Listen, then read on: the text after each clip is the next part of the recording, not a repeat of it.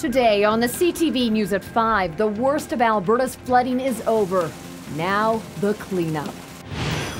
Plus, a look at the impact of flooding in Lethbridge and how Albertans are battling back.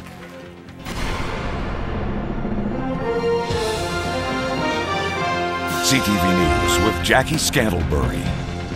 Good afternoon. Some good news in Medicine Hat tonight. The first group of evacuees have been allowed back into their homes. Residents living in the area west of Maple Avenue have gotten the all clear. While the worst flooding in Alberta's history may be over, now begins the daunting task of waiting for the levels to drop and then trying to clean up. CTV's Jill Makashon has the latest from Medicine Hat. At the light of dawn, the people of Medicine Hat came to see what they'd lost: homes, businesses. The South Saskatchewan River has flooded into this low-lying neighborhood, and Mike Olson believes into his home. This is devastating enough, but after looking at all this, it's a bad flood. The city had 2 days to prepare for the water. Dikes have been built, sandbags thrown. 400 Canadian Forces troops working with locals to save most of Medicine Hat, but not all of it. At this point in time, arguably, it's 1,000 homes that have been impacted.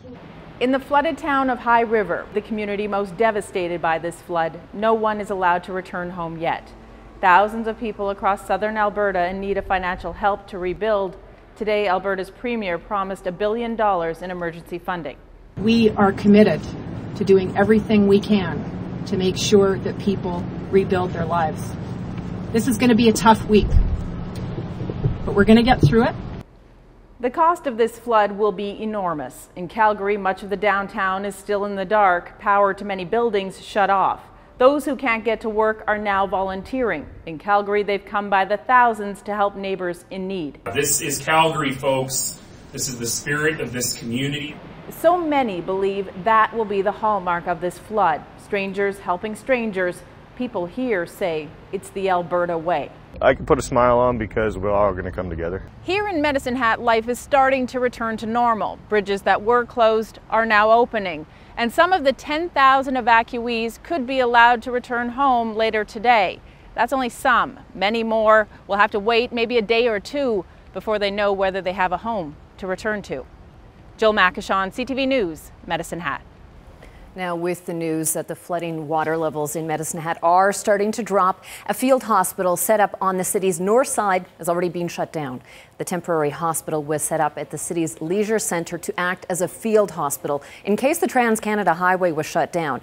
The main hospital is on Medicine Hat's south side. The facility was up and running within 3 hours of being given the order. Every lab in the hospital was duplicated in the field facility. The temporary hospital will be shutting its doors at 6 o'clock tonight. A Lethbridge MLA is one of the 3 people spearheading Alberta's flood recovery efforts. MLA Greg Weddick will be touring other affected communities, assessing damage and meeting with flood victims. So the big thing will be just the patience to allow people to get in and make sure that your home is safe, and then start the cleanup process. That's going to be huge, so that we can assess the damage and start the reconstruction. So it's something that is going to take some time. We here at CTV have had a ton of calls and emails asking how you can help. Here's one more way that we're passing along. CKVN is holding a clothing drive for the folks in High River. If you have any extra clothing, please consider dropping it off at the CKVN radio station at 1277 3rd Avenue South in Lethbridge, and they're going to run it up to High River as soon as possible.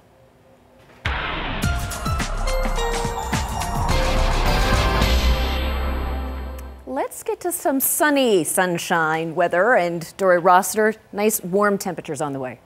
Yeah, and that's a good thing for all areas involved. We're so water soaked, and having these warmer temperatures, the humidity will be lessening as we get closer to the weekend. So that's a good trend that we'll start to see happening. Area of high pressure will be involved both at the surface and the mid-level. So it looks quite strong as it starts to build in. A little bit of shower activity tonight and possibly tomorrow morning, and then that trend is going to be starting. So that's the good news in the weather department, and I'll have more information coming up shortly. Thank you, Dory. Across much of southern Alberta, the cleanup from last week's flooding has already started, and there are more questions from people who live in the affected areas about the way Alberta Environment is managing its dams and water storage reservoir. Terry Boat explains. The flooding has become a big problem since they put the dam in. Christy McCarty's family has been farming in the Old Man River Valley for 100 years, and they've been used to dealing with spring floods. Like all families along the river, they were forced to evacuate last week after a decision was made to open the floodgates at the Old Man Dam. Alberta Environment was forced to release the water to relieve pressure from the high volume of water draining down from the mountains, where rivers and creeks were overflowing. The sudden release stranded some residents in their homes near Fort Macleod. Christie's family had enough warning to relocate their kennel dogs, remove horses, and take equipment to higher ground, but she wonders about the way the dam is being managed. It's public record how much water they're holding in the dam. I finally found the link. I'm not really a computer person, and they're holding 95% full. When we know there's snow and we know there's rain, and you have to wonder about that. Christy says she was relieved to get home on the weekend and discover while part of their hayfield was flooded, the water didn't reach any buildings. Also relief at Paradise Canyon, where there was only minor flooding to the golf course and no damage to homes. A relief for Leah Clock, who says she doesn't mind being evacuated, but wishes someone would have let her know that the order had been lifted. I would like to have had them had a more coordinated effort, like taking our name and a place where we could have called to see what was going on. The only way I knew is I have a friend who lives at the top of the hill, and she phoned and told me that the cops were letting people through. That's how I knew. The city and county will be reviewing their responses and flood preparation efforts, but a date hasn't been determined yet. It probably won't happen until local emergency crews return from High River, where they're currently providing assistance. Terry Vogt, CTV News, Lethbridge. Well, the Premier says the flooding is the biggest that our province has ever seen. And in Calgary, a bit of good news today there as well. 65,000 additional residents were allowed back in their homes. This is what the city looked like from the sky. Even though water levels are down, the rivers are still dangerously high. The power of all that rushing water is crumbling pathways. Officials now say over 90% of the buildings in the downtown core should be open by Tuesday. And word today that the Calgary Stampede will go ahead as planned. Now, near Canmore, Highway 1 and 1A are open, but only to residents. As Canmore starts to recover, we're getting our first close-up look at what residents endured. The damage is obvious and severe. Some houses too unstable. Residents can only get inside for a short time to grab important belongings. Take a quick look. In Banff, authorities say 911 may not work in the event of an emergency. They ask you to send someone to the Banff Fire Hall for help or approach fire department personnel who are patrolling the town. Carpet bubbles underneath, feel the slosh.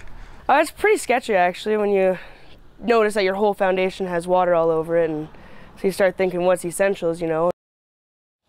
Many people living in High River are very frustrated. They haven't been allowed back to their homes to assess the damage, but emergency workers say it's just too dangerous right now. The hope is to begin pumping out water of the residential areas so people can come back. Officials say the water isn't flowing anymore in many of the flooded communities, so that stagnant water, though, has to be removed with massive pumps being brought in. Infrastructure is at issue right now, with many roads damaged by flowing water.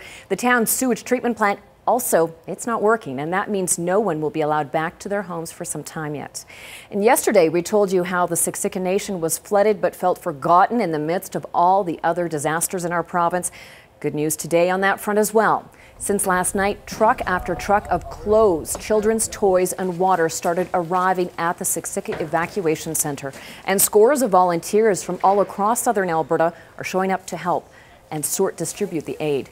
Workers at the Siksika credit you, our viewers, for the quick response after our broadcast last night, and they say while the stacks of water and diapers look like a lot, with 1,000 likely to remain homeless for the next month, it's not going to last long. An 18-year-old man is facing charges of second-degree murder after human remains were found on the Blood Reserve over the weekend. On Friday, Blood Tribe police were called to investigate a report of a person who's been missing since June the 14th. The remains of 25-year-old Jamie Blackrabbit of the Blood Reserve were found during the investigation. The medical examiner is going to be conducting an autopsy to try and determine the cause of death. An 18-year-old man, also from the Blood Reserve, is in custody. He's charged with second-degree murder and offering an indignity to a human body. His name, though, isn't being released because police say it's believed that he was actually a young offender at the time that Black Rabbit was killed. The accused has been remanded in custody and will make his first court appearance in Cardston Youth Court on July the 4th. A Lethbridge man has been charged, as we mentioned, with sexual assault and sexual interference after allegedly assaulting a young girl while she was sleeping over at a friend's house. Michael Godfrey McDonald was arrested yesterday. Police allege that he entered a room where several young girls were sleeping and then sexually assaulted a 12-year-old girl. None of the other girls were assaulted. Police say McDonald was a friend of the family that was hosting the sleepover at the house on the north side.